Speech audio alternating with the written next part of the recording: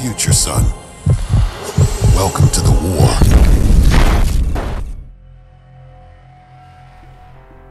Hey, what's up guys? Unlimited Lives here, back for another review. And this time I'm checking out Crysis 2 for the PS3. If you played the original Crysis on PC, you already know the game looks pretty damn awesome, and the sequel is a bit more awesomer. For those who haven't played the original, I'll give you a quick rundown on what's going on in the story. So Crysis 2 picks up 3 years after the first game, where the majority of the game took place on an island. You start out with a group of soldiers who are all dressed up in these fancy zoot suits, aka nanosuits, that allow them to perform superhuman things, and your mission is to find some scientists who were captured by North Koreans. As you go through the island in its jungles, you start to feel like something else is watching you. As you notice these bodies laying around and actually finding one of your own tangled up in the trees like he has nothing better to do. This actually sounds like the plot to the movie Predator, you know, the one with Arnold Schwarzenegger and Apollo Creed. So anyways, in this game you play as a silent badass named Alcatraz, who is part of a mission to find a doctor named Nathan Gould, who might have information on how to take down this alien race. But on the way there, something happens to the submarine that you're on, and you have to find a way to escape before it sinks.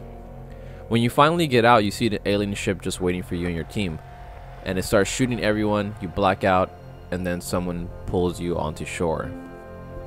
As you finally wake up, you realize two things. You have a new suit and some guys dead.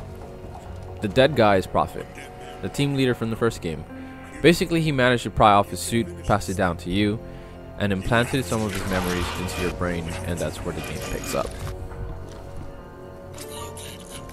As you go through each level, the game gives you quick tutorials on the abilities you can use while you're in a firefight.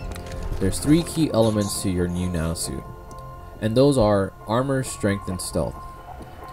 With armor activated, it lets you take on more hits than usual, which is a serious lifesaver when you're playing on a higher difficulty, or when you're being overwhelmed by a lot of enemies. Strength is now condensed with speed, which makes a little bit more sense to have it like a passive trait than having to activate it in order to run fast, slide, or jump high.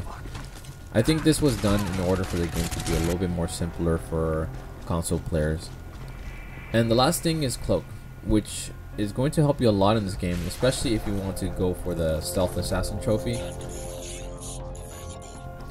Besides having these cool abilities, the suit is also equipped with a display visor, which can be used to highlight enemies, ammo crates that are scattered everywhere, and certain points of interest so you can plan out how you want to complete the section.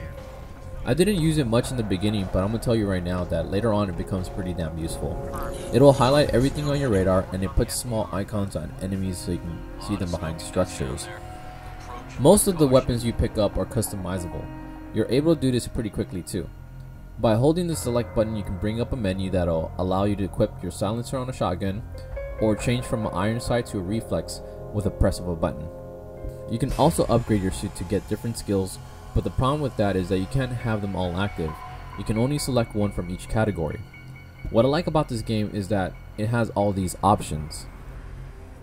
Most first-person shooters are running gun gameplay while following a linear level design. But in this game, there's a lot to explore in these levels because they're pretty damn big, and they're also really nice to look at.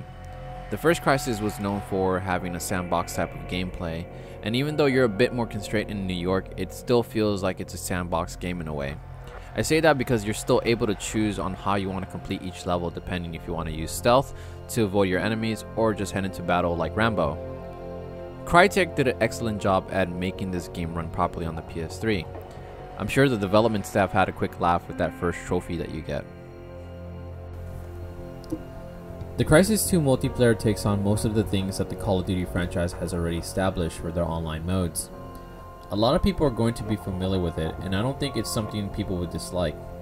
You're able to rank up through matches, unlock new weapons, obtain different perks, which are also called modules, and open up different multiplayer modes.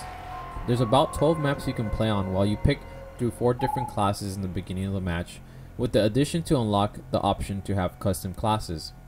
There's also kill streaks you can earn, just like in Call of Duty, where you can throw out a UAV or summon a gunship to help you out. I had a ton of fun playing Team Deathmatch, and that's where I spent most of the time after completing the game. I didn't get a chance to play the other online modes, but I'm pretty sure that they're just as fun for those who are into competitive team matches. I did run into a few bugs here and there, but they didn't bother me as much because I was still having pretty much a lot of fun. Overall, Crysis 2 delivers a beautiful looking game, with an okay storyline that had me bored at certain parts, but when it came to the cinematics, I made sure I paid attention. The multiplayer is fun for those who are looking for a new online first-person shooter to play other than Call of Duty Black Ops. I know I had my fun, and I'm sure other people will too. I give this game 4 lives out of 5. That's it for my review. Thanks for watching, and I hope you enjoyed it.